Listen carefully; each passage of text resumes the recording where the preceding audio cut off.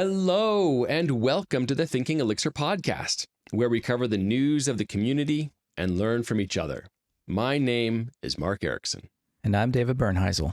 Let's jump into the news.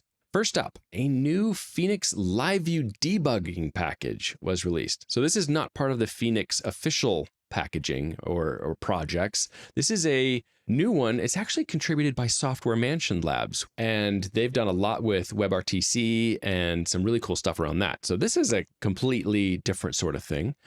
But LiveDebugger is a browser-based tool for debugging LiveView applications. It provides insights into your live views, their live components, events, state transitions, and more. They have a GIF in their repo, so you can kind of watch it in action, which, by the way, anytime that you're publishing a library out there, having a great README really helps a lot. This is a great example of a great README. And so the GIF in there has you open up a new window.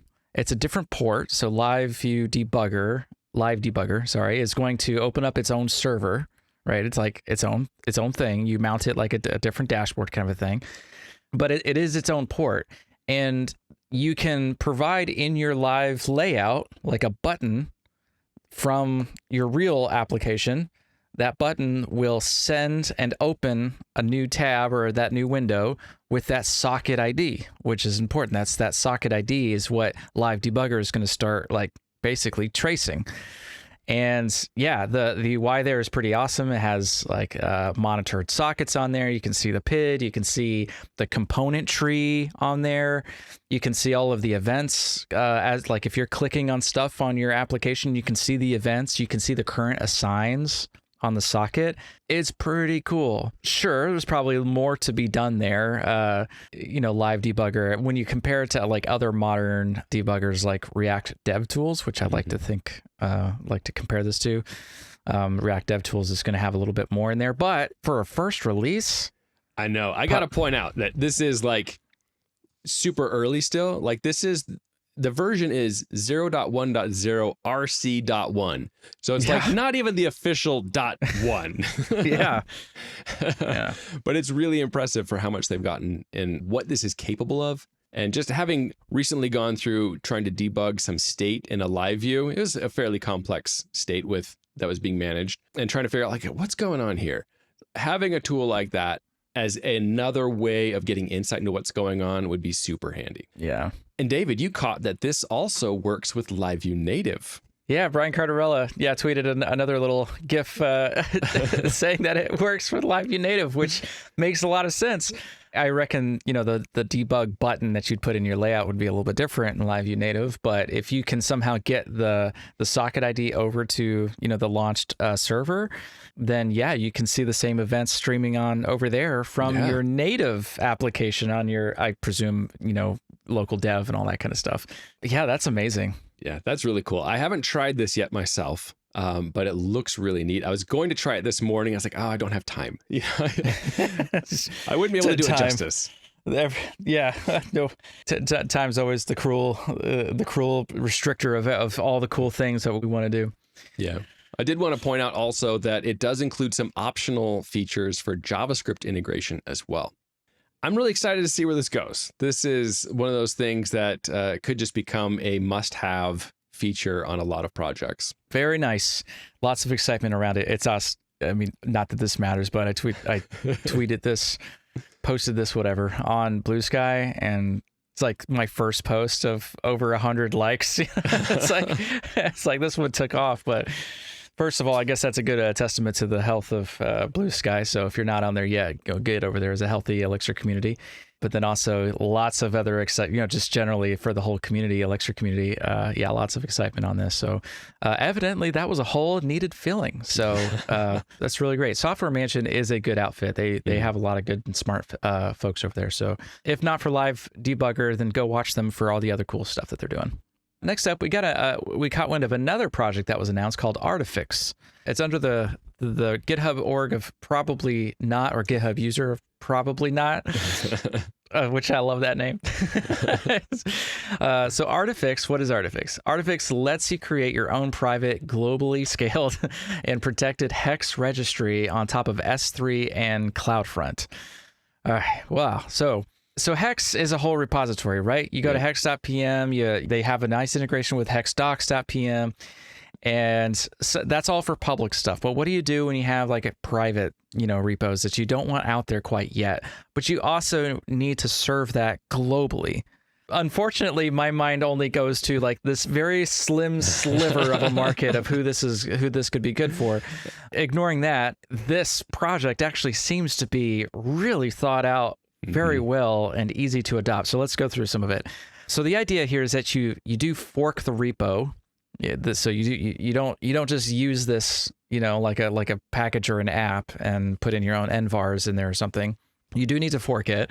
There's lots of, the infrastructure is part of this code base as well. And it tells you what you need to do for your own organization. So yeah, it's a template repository, in other words. So you can customize it however you wish. You can build your own hex registry. That's the whole idea. It deploys on the CDN and allows authorization through like auth keys. So auth keys would be like all the users of the packages in that registry. You would give them an auth key, and that's how they would pull it down. That's one of the ways that you can pull it down. All the packages that your organization uses the dependencies that are placed inside of the packages directory. That's part of the instructions of how to use it. Packages directory should contain inside of it only mixed projects that are ready to package. Each package will go through a CI pipeline. So let me back up just a little bit. So this differs from just hex.pm. This is a whole CI delivery system. This is more than just hex.pm. For like building the packages and publishing them too. Yeah. Yeah. Right. like if you're publishing the hex, you gotta build the hex docs and you gotta, put in your password for the hex registry, but it doesn't care about CI. It doesn't care about running your tests, like it doesn't do any of that stuff. This Artifix will. So it goes through the packages that are in, that folder that you set up. Go through that CI pipeline so you can check whatever you want, like formatting and unused dependencies and warnings and all that kind of stuff. And then once that's all, good and gravy, then it'll be built with mix hex.build like it usually is. You get the tarball at the end of that, and then that gets uploaded up to S3 and then fronted by CloudFront for the global CDN part of that. Wow. So that does a lot. Like, one more thing is that this repo includes all of like the GitHub actions. It includes like Terraform, right? Because it's not just like, oh, go set up AWS, go have fun in that little quagmire of a UI, and that's going to be 90% of your time setting this up. But no, this also includes the Terraform to just automatically apply, that infrastructure that Artifix is going to want. And the GitHub actions to just let it be a thing that you could just git ops on, commit your new package in there, and let her rip. So anyway, this is very well thought out and quite comprehensive. So I'm curious to see, where it goes from here. Yeah. So when I think of like, who is this for? A couple of ideas come to mind, and I don't have 100% clarity on this, so I could be wrong on this, but it's like, this could be a good option for someone who's wanting to host a paid hex package, possibly, where you're granting auth keys to your customers. Maybe that's one use case. Another use case I can think of is government entities or certain enterprise where they say, we're not going to be going directly to public repositories. We're going to have security audited, brought in, and hosted on our own repository that our applications are pulling from. Things like that. That's a good point. Yeah. So I used to work at several companies, and they had this infrastructure kind of rule, right? That any packages that they have to go into their own like hosted thing. Like they have to. There's a security audit of those packages, licenses, and all the things. We talked about this a little bit last episode with like the software bill of materials. They're very into that. You got to have that, right? So they want to know all the packages and all the licenses for it. And then for security wise, because that stuff can get hijacked and things are typically auto updating, they kind of halt it in its tracks. They take a copy of the version that they want and they put it in their own repository. And so all of their software pulls from their own repository, probably behind a VPN and all that kind of stuff. And so, yeah, exactly that kind of scenario is actually probably what this Artifix is really good for, because even though it has it ships with its own GitHub actions to automatically apply Terraform things. You can adjust the Terraform to say no public access. I want it to only be my work network or whatever you need, in there. Just offhand, I wonder if there's a Tailscale integration in there. I've been working with Tailscale for this kind of stuff. It's pretty cool. Yeah. Anyway. Yeah. But like when people are talking about the whole supply chain hijacking, like getting common dependencies, getting hijacking of those projects just to poison the whole supply chain, like that might be exactly what this is trying to help prevent. So anyway, very cool resource. Just wanted to put it out there and make people aware of it. Yeah. All right. And next up, Gleam 1.8.0 was released. So Gleam, if you're not familiar, it's a statically typed language for the Erlang virtual machine and JavaScript runtimes. And this release appears to be mostly including language server enhancements. So if you recall with Gleam, the language server is actually part of the language release. So it's kind of packaged up with it. You get a lot of those changes coming at the same time, which is really helpful if you're wanting to make sure that the language server is accurately reflecting what's currently capable in the language. In particular, this release includes some language server enhancements like renaming variables and arguments with these code actions, generating function code actions, pattern match code action, and then some additional compiler improvements, like including Erlang documentation. So it's available in like an IEX console, which is always handy. More fault-tolerant compilation and improved code hints when a function's call result should be wrapped in an OK error result, giving you like, hey, did you mean to wrap this in an OK response? So yes, anyway, congrats to the team on a solid developer experience release in Gleam 1.8.0. Nice. All right, next up, a project called Difftastic. Difftastic. I used to use this. I don't use it anymore. Maybe I should go back to it. I use Delta now because it's written in Rust, and Rust is, king of everything. I guess everything should be rewritten in Rust, as so I'm heard. Anyway, talking about Difftastic, it got an Elixir contribution, which is pretty cool. So Difftastic, in case you haven't heard of it, and Delta for that matter, is an alternative to Git diff, or just any diff really, but Git is probably where you're using it. Yeah, if you just roll with like vanilla Git diff, that's fine. If you want it to be a bit more pretty and with more syntax highlighting in it instead of the old red and green blocks and stuff things, otherwise the text is just white or something, whatever your terminal colors are. But Difftastic and Delta add syntax highlighting to all that kind of stuff and kind of make it a little bit more semantically pleasing, aesthetically pleasing to read. More along the lines of maybe what you expect out of like a GitHub PR review or GitLab PR review, kind of like what they're doing up there, but in your console. So that's what Difftastic and Delta do. Now, up to this time, most of these aren't really syntax aware. And if they are, they're probably just parsing based off of like file extensions. And so it's just kind of just one, right? So, it's an Elixir file, apply the Elixir parser, and then boom. But what happens when you get into scenarios like LiveView, where yes, it is an Elixir, but I have Heeks, templating in there. We got our sigil. We love our little sigils in there. So little sigil H in there.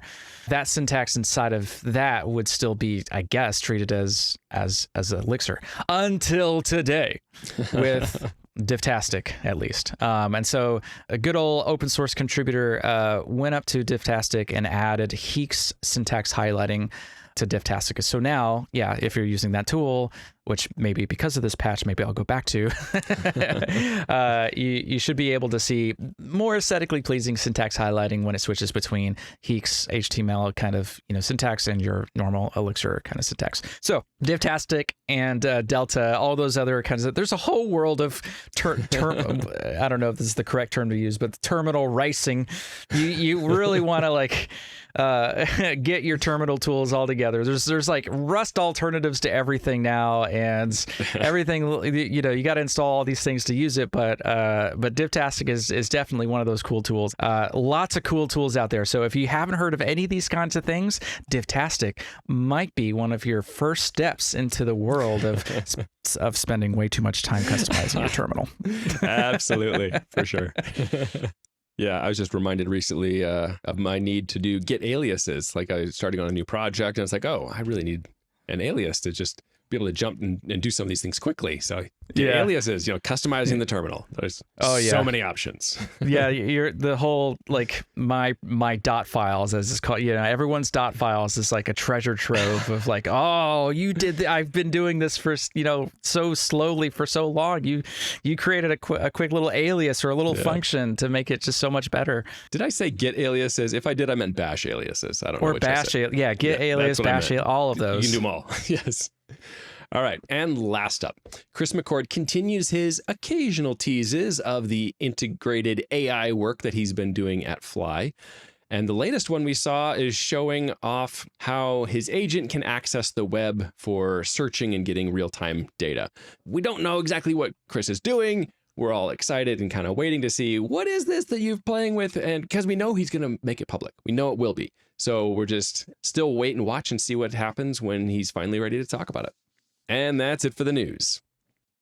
There's a company that's been active in the Elixir space for a long time, and I realized we never took the time to really dig into it. Today, we're being joined by Tim Knight from Gigalixir to help us learn more about the Gigalixir platform as a service and what it offers Elixir developers looking for a place to host their applications. So I'm looking forward to learning more about the features of the platform and getting a peek inside the machine with Tim. So welcome to the show, Tim. Hey, thanks for having me. My name's Tim Knight, as you said, and I'm based out of Illinois, and I've been a software engineer for over 20 years now. I have a strong background in system administration, which tends to work well when you're running a platform as a service. And I'm currently the CTO of Gigalixir. 20 years is a long time. What brought you to Elixir? What's your pathway to finding that place?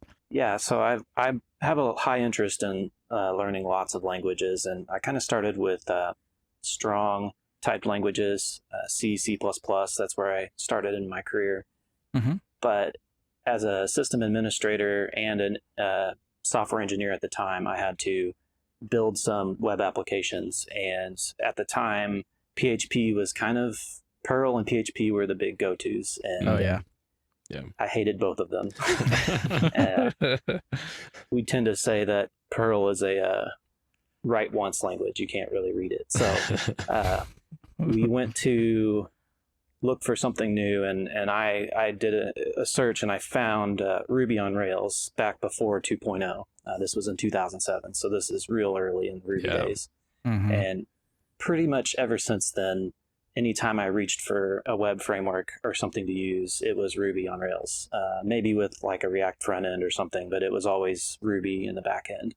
What got me into Elixir was actually the pandemic.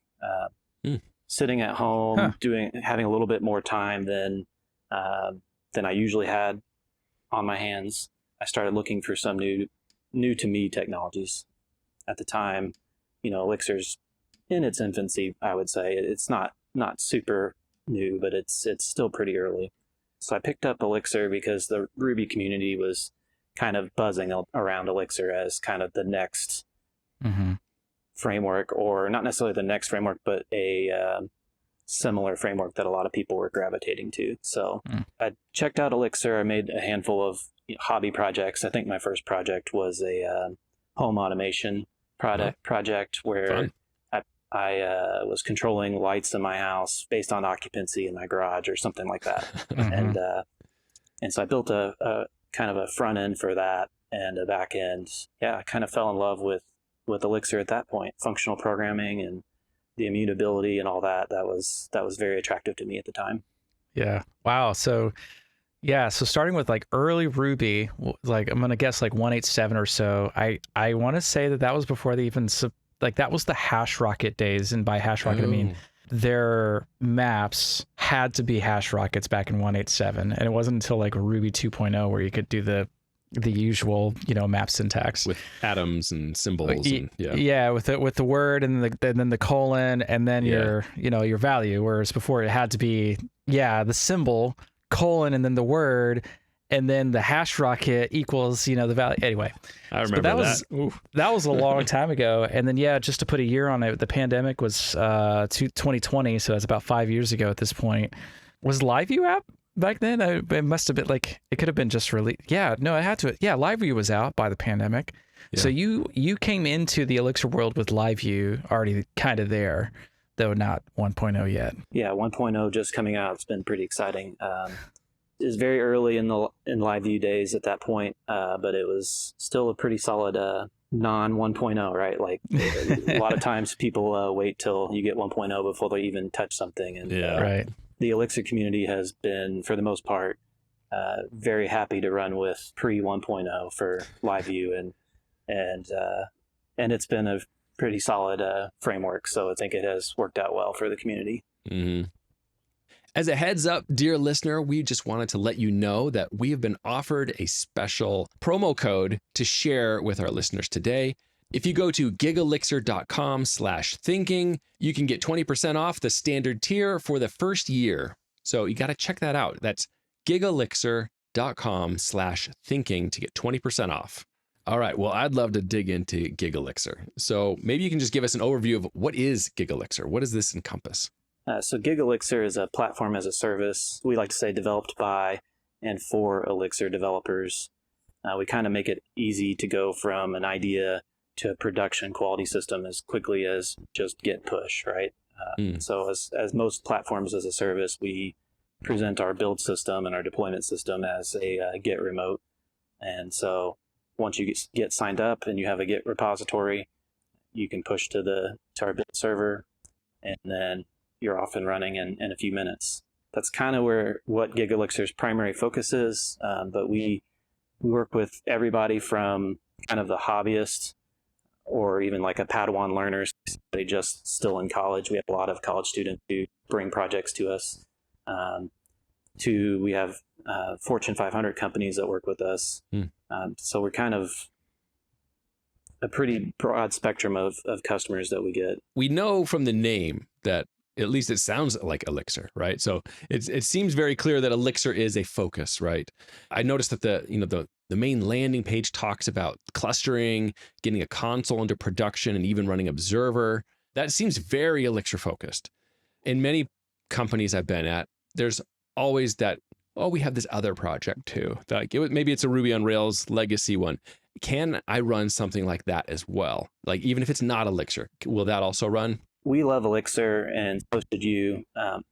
Our primary deployment method is through build packs. Some people may be familiar with those through other systems.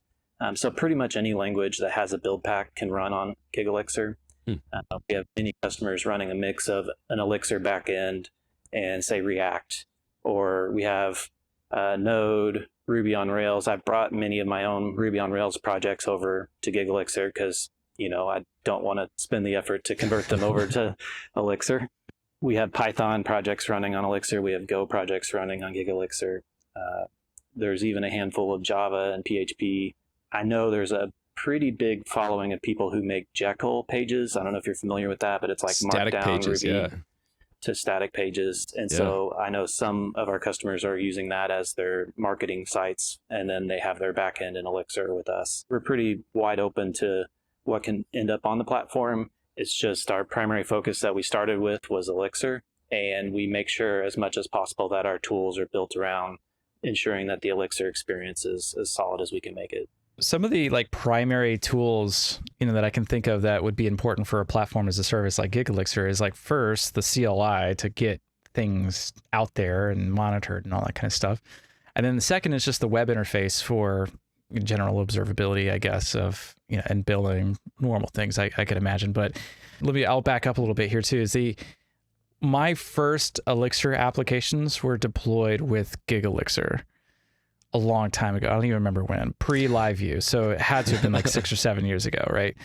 And the CLI, I think, was the only thing that was really available at that moment, or at least all of the functionality was in the CLI with only one or two things that you can see. Creating your account was in the CLI. Anyway, but that was 6 or 7 years ago, from a long, long, long time ago. What is Gigalixir built on today? What is working with Gigalixir look like today? From the customer facing side, you're spot on. Gigalixir's been around since 2017. Jesse, the primary founder of the company, he kind of saw a gap in the space of platforms as a service that were barely or not at all supporting Elixir. And Elixir was, he really found it as exciting as most of us do, right? So he felt like there was a need there. So he built Gigalixir with that need to fill. At the time in 2017, he spent his effort primarily on building the API system that we have and a command line interface that you're talking about, which was then and is still today Python-based command line interface, because his experience prior to Elixir was largely Python. We're actually in the process of migrating that over to Go to give us some more leverage there. But the command line interface existed, and then I don't know the exact date, but it was before I got involved. We built a front end, and that's what we have today. There's a console, and so in the console you can do pretty much everything you can do in the command line interface. You can view logs, you can scale up your app, you can create a new app, you can create log drains to send your logs elsewhere, that sort of thing. So pretty much everything you can do in the CLI, you can do on the front end. Now, the front end was built prior to LiveView and prior to Phoenix being available. So it is built in React. And that is something else we're in the process of correcting. Correcting is probably the wrong word, but being an Elixir first company, we feel like that needs to be in LiveView. And now that LiveView's been mature for quite some time now, we really want to be there as much as we can. So we're in the process of making that switch and adding some new features to both the front end and our system as a whole. And that's basically, you can do what you wanted to do in the CLI. Now you can do it in the console as well. Yeah, gotcha. One of the appealing features of Gigalixir back in the day was that networking was generally taken care of for you. It wasn't something I had to worry about, at least. So if I needed to scale up, a lot of Ruby developers will remember like the good old days with Heroku, which is dead, long gone now, rest in peace. But the idea there was that you could just scale up your dynos, as they called them, and Gigalixir kind of had the same experience there, so I could scale those up. But being a for Elixir kind of platform as a service, the networking to make that work and cluster, I guess, is the idea. Yeah. So yeah, the early days were before mixed releases. So I recall Distillery and Horde, I think, to get the application side to see each other and connect automatically. But at least on the platform side, Gigalixir took care of that networking for you as well. But what are some of the other things that Gigalixir is really good for, unique for, kind of does for you out of the box, that kind of stuff?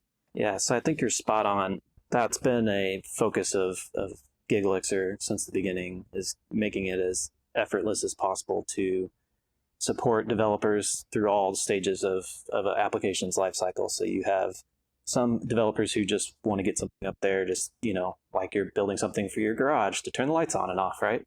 And then you have developers who are taking this to market and maybe it needs to scale up or out. And so we pretty much take care of that scaling process. We basically, as much as possible, want to be your DevOps team, so you don't have to hire DevOps. A lot of companies use us in that frame of mind.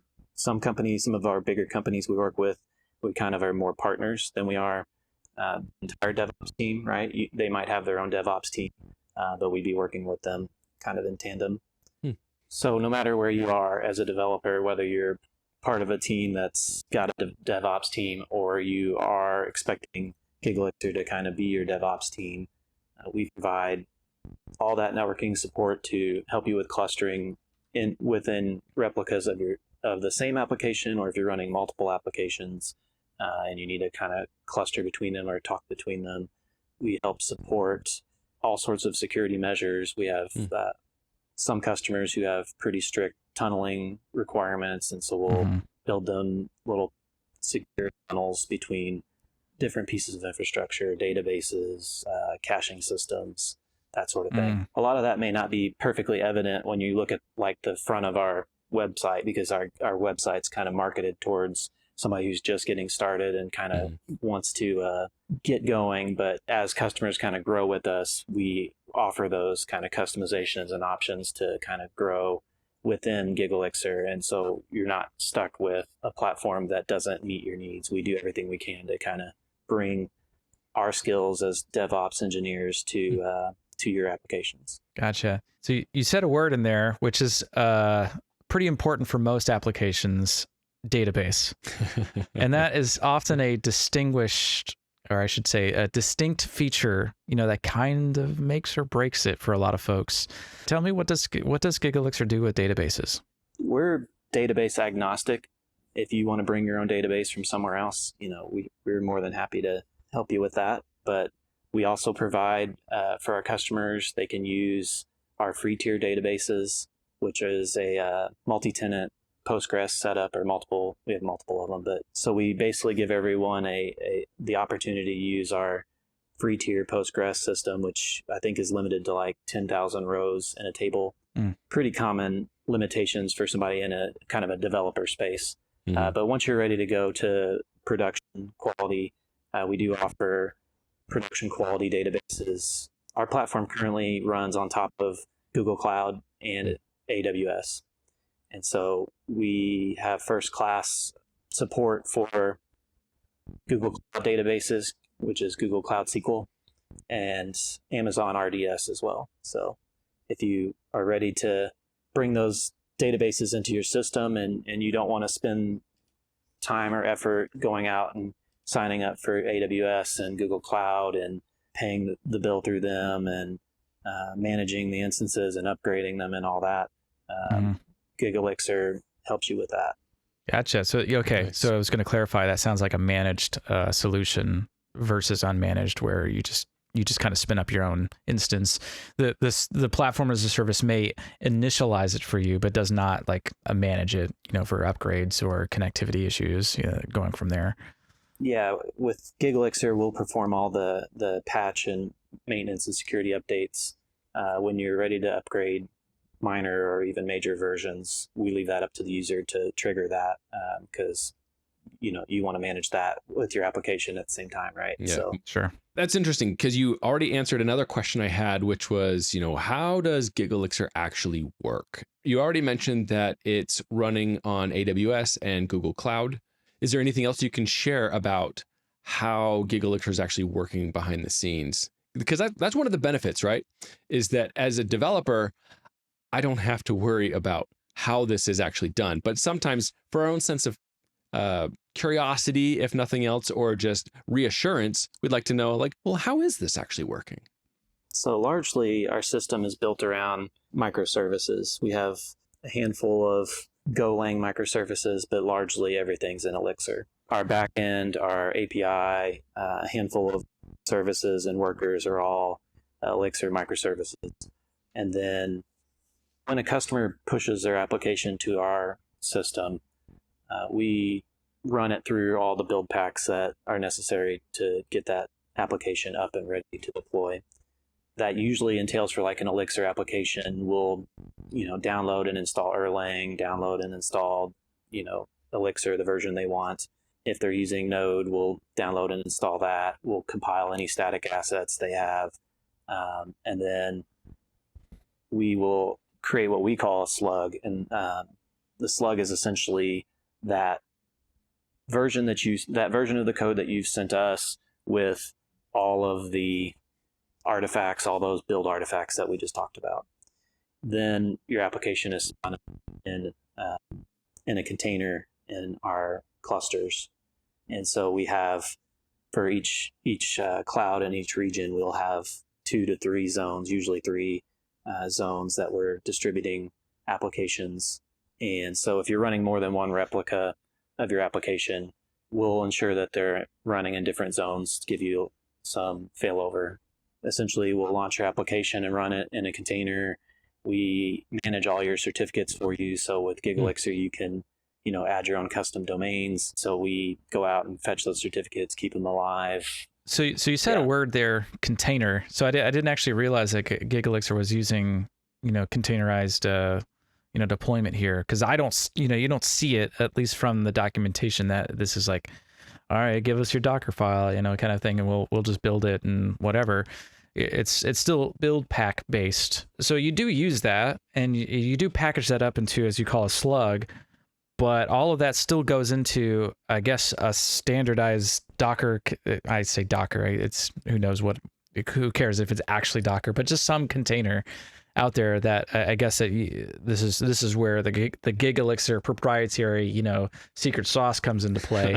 And you have your containers out there in your clusters, and you set up, automated rules where you have the account instances all networked together, and go from there. Is there any exposure to those kinds of like containers? Like if I wanted to do something, or if I wanted to hand up a Docker file to define the container, or if I already had a container registry and I just wanted y'all to pull from it, what does that story look like with the Gigalixir? Everything pretty much runs in our Docker container runtime environment. We manage that. A lot of platforms as a service, you're running on their stack, and so our current stack is Gigalixir 24. We release a new stack every 2 years, kind of LTS type style, right? Inside of that stack, you're going to get an up-to-date, we update regularly with security patches, you're going to get an up-to-date operating system. We run an SSH server, so you can actually connect using our CLI to your application, so then you are inside of the container. We do have a handful of customers who have come to us and asked for their own custom image to be run, and we usually work with them on that, something that we can support. But as much as possible, we try to stick to our runtime just from a security standpoint to keep your application secure, but also our infrastructure secure for all of our clients. Yeah, imagine. Well, I got to say, one thing that's interesting is a lot of developers who are, they would love to have their app, get it deployed someplace, and they might be entirely new to Docker, and they don't even know how to start with that. So just being able to say, hey, I have a Git repo, I can push to it, and now I can see my app and I can show it to my friends, maybe show it to my manager. Hey, this is the idea I have for what we could do. That's really powerful. And it does take away a lot of that additional overhead that it takes. Like, oh, you want to deploy? Okay, well, you need to know this and this and this. It's like, okay, well, we're just going to make it simpler. Yeah, as much as possible. I think the industry in general, you've seen this evolution over the last 10 years or even longer, where I remember compiling kernels, right? Like, don't really do that anymore. Very few people do, unless you're an Arch person, right? So, but nowadays it's like, here's this one-liner, and it's going to download from, you're going to use this bash one-liner, and it'll even work in Windows.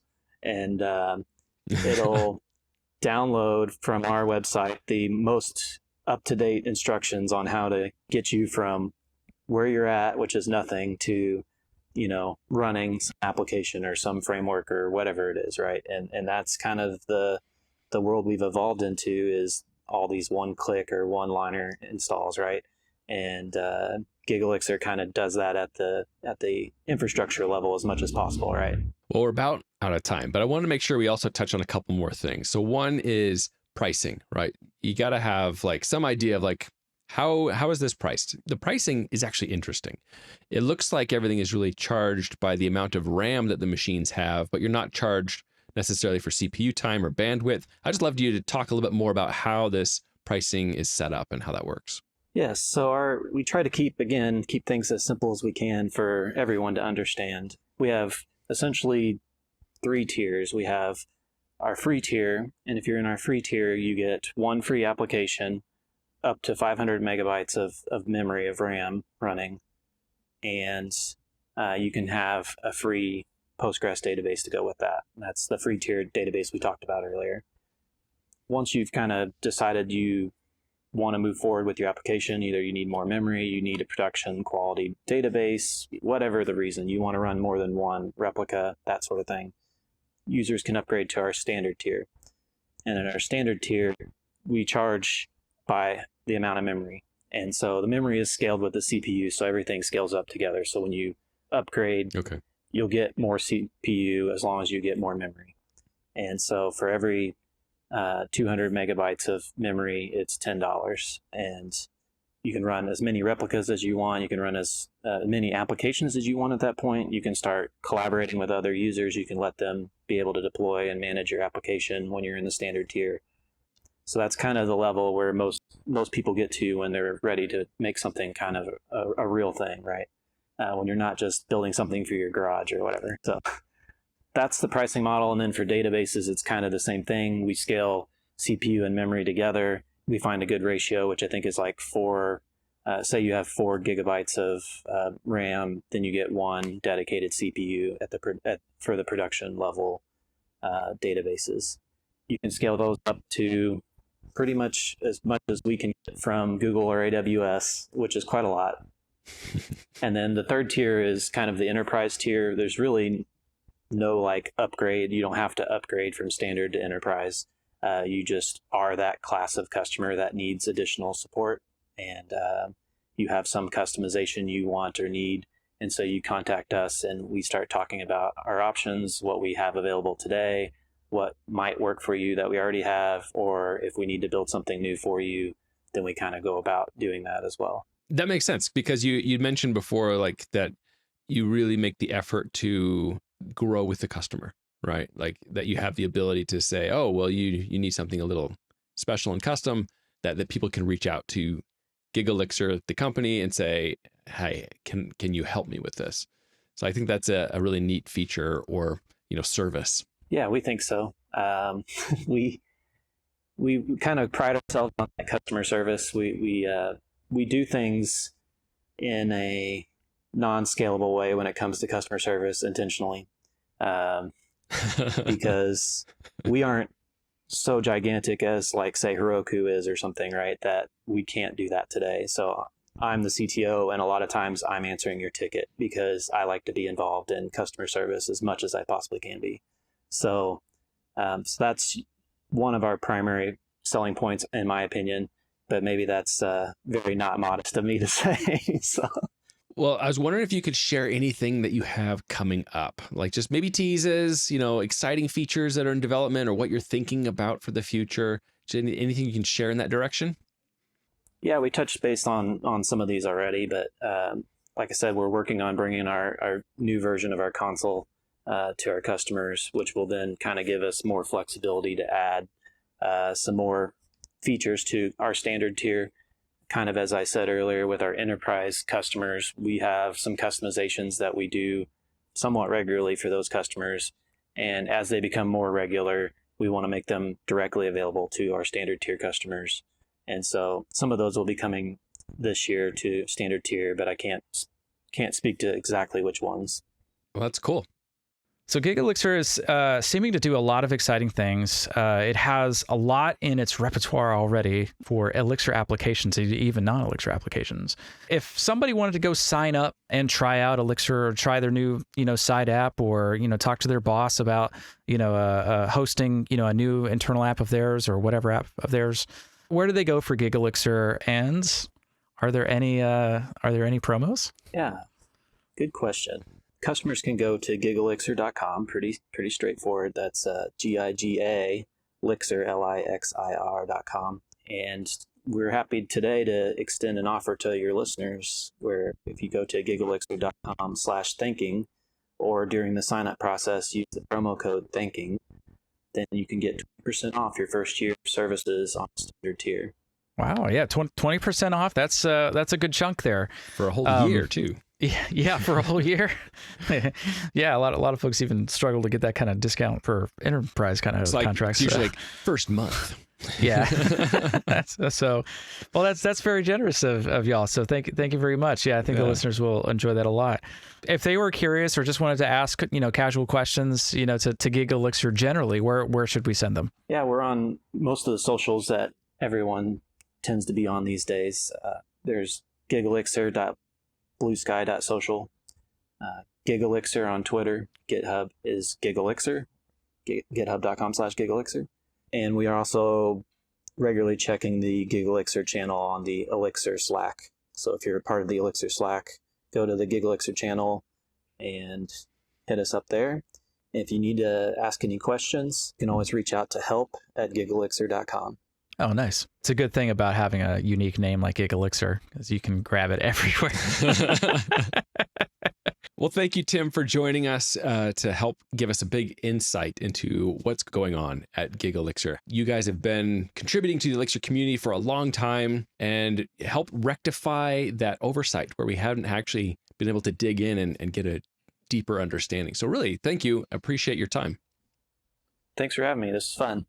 Well, unfortunately, that's all the time we have for today. Thank you for listening. We hope you'll join us next time on Thinking Elixir.